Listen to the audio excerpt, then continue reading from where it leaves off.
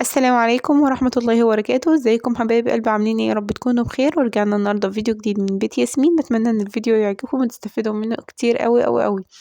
المهم بقى كده، قبل ما نبدأ الفيديو بتاعنا يا ريت نحط لايك على الفيديو لو عجبك، وتكتبي لي كده كومنت حلو يشجعني.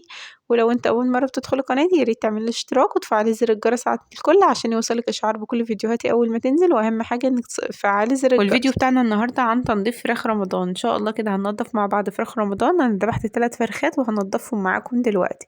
اول حاجة قبل ما اروح اذبح الفراخ اكون مجهزة مية على النار وحاطة فيها نص قشرة ليمونة علشان الحلة بتاعتي لو ألمونيوم ما تصديش. تمام. رحت بقى كده ذبحت ال3 فرخات دول وجيت لقيت المية سخنت. انا مش عايزاها تغلي علشان الفراخ لما انزلها في المية ما تتهرش مني.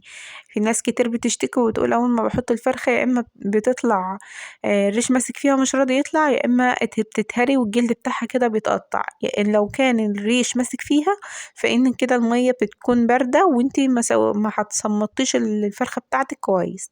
ولو لو الجلد بيتهرى معاكي فكده انت المية بتاعتك سخنة جامد او غلت منك وكده هيتهري منك طبيعي.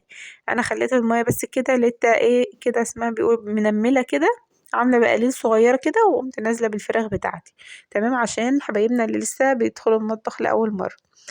صمت كده فرختين وسبت فرخة لحد ما اخلص دولت وارجع بقى اعملها، عشان لو سبتها فترة كبيرة بلاقي الجلد كده بردت، الفرخة بتكون بردت والجلد كده تيجي تطلعيه تلاقي بتشد الجلد معاكي وبيهري برضو الجلد، وده مش صح. اهم حاجة كده ايه اللي هو نحط الفرخة والمية تكون سخنة ما هياش باردة ولا بتغلي.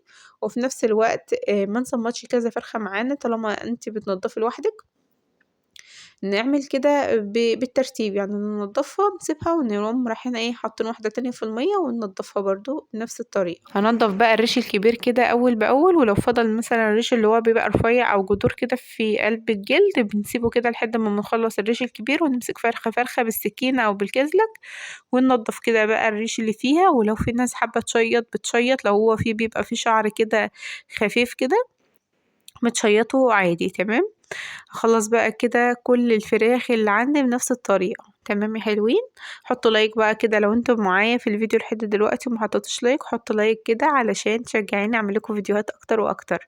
وكل سنة وانتم طيبين بمناسبة دخول رمضان ان شاء الله علينا. ربنا يبلغنا رمضان يا رب بالخير والحب والسعادة والفرح وكل حاجة واللمة الحلوة وفرحة رمضان وسعادة رمضان وصلاة التراويح بقى كده وكل حاجة. رمضان بنستناه من السنة للسنة، بيبقى فيه بهجة فظيعة كده. ربنا يبلغنا إياه لا فاقدين ولا مفقودين، اللهم آمين يا رب العالمين.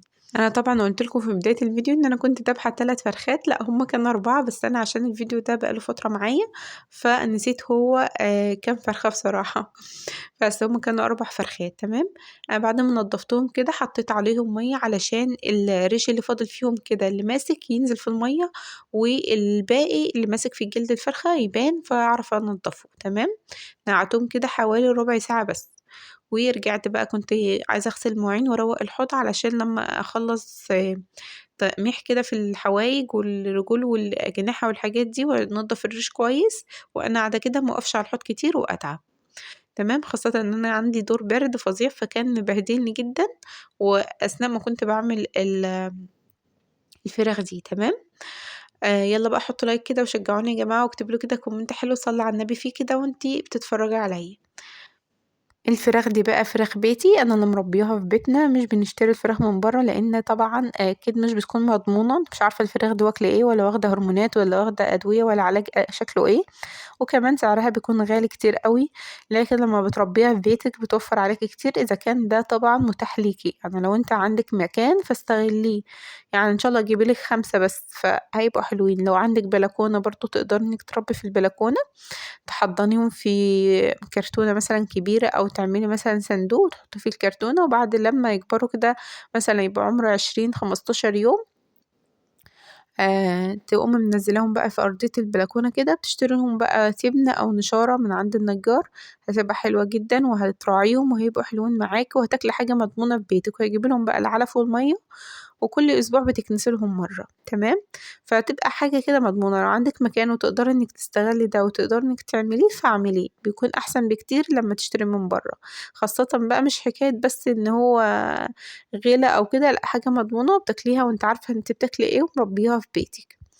دلوقتي بعد ما نضفت بقى الفراخ وقمعت بقى الحواجز زي ما انتم شايفين كده ونضفتهم وطلعت كل ريشة فيهم، هاشطف بقى الحوايج واركنها كده في الطبق، والفراخ حطيتها في الحوض بعد ما غسلت المواعين زي ما قلت لكم. انا نقعت الفراخ انا لما نضفت الحوض بتاعي وغسلت المواعين، وطلعت بقى حطيت الفراخ. هفتح كده الفرخة تحت المية واشيل بقى الحاجات اللي في قلبها دي ارميها، واشيل الكبد والقوانص برضو انضفهم، واحط بقى كل حاجة تكون جاهزة معايا.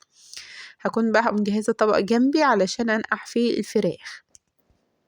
هطلع بقى كل اللي في قلب الفرخة، بيكون فيه ورايد كده فوق، حتت حمرا كده في صدر الفرخة من فوق، بنشيلها لان طبعا مش بتكون كويسة، ما ينفعش ان احنا نسيبها في قلب الفرخة.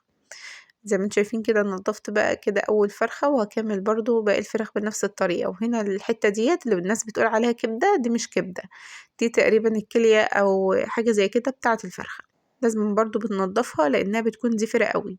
وشلت برضو الحتة ديت بنشيلها لانها بتكون فيها حتة صفرة كده، دي طبعا بتكون زفرة جدا ومينفعش انها تفضل في الفرخة، عشان البنوتات الحلوين اللي بيدخلوا المطبخ كده ولسه بيتعلموا جديد. ربنا يعينكم يا حبايبي يا رب، ويقدركم كده وتعرفوا تعملوا الخير كله والحلو كله، ويحسن ما بين ايديكم دايما يا رب. لو لسه بقى مكمله معايا الفيديو لحد هنا، ياريت تحط لايك على الفيديو وتشتركي معايا في القناه لو انت اول مره بتشوفيني، لان في كتير قوي الناس بتدخل تتفرج على الفيديو وبيطلعوا من غير ما بيشتركوا. اشتركوا وفعلوا زر الجرس على الكل عشان يوصلكم اشعار اذا حابين بقى تشوفوني بعد كده.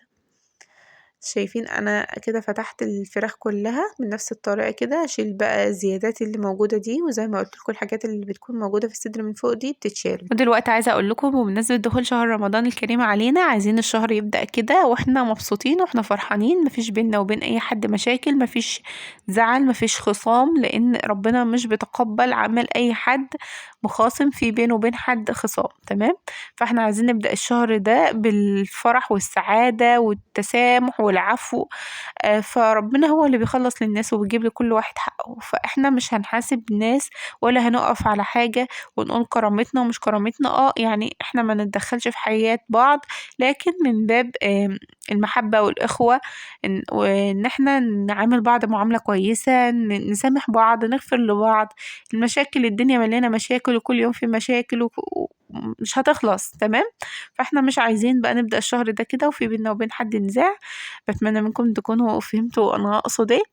بس كده ده اللي كنت حابة اقوله لكم. يا رب كده تعملوه كده وتفضوا اي نزاع بينكم وبين اي حد في حياتكم. زي ما انتم شفتوا دلوقتي يا حبايبي، انا نقعت الفراخ في دقيق وملح وليمون، دقيق وملح وليمون. ماشي، انا نقعتهم كده لمدة ساعتين، ورجعت اهوت بشيلهم كده من المية بتاعتهم. شايفين الفراخ ما شاء الله لونها بقى جميل ونضفت معايا وبقت زي الفل. هشطفهم كده شطفتين لحد ما المية بتاعتهم تبيض كده وتبقى نظيفة، ما عادش بقى فيها لا اثر ولا اي حاجة، وريحتهم بقت كويسة معايا وزي الفل. هكيسهم بقى زي ما انا عايزة، ودي هسيبها كده عشان اطبخها. وبس كده، ده كان الفيديو بتاعنا النهاردة. اتمنى تكونوا استفدتم وانبسطتوا معايا كده في الفيديو. ما تنسوش باللايك والاشتراك والشير، واشوفكم على خير في الفيديوهات الجاية ان شاء الله، واسيبكم في رعاية الله وحفظه. مع السلامة.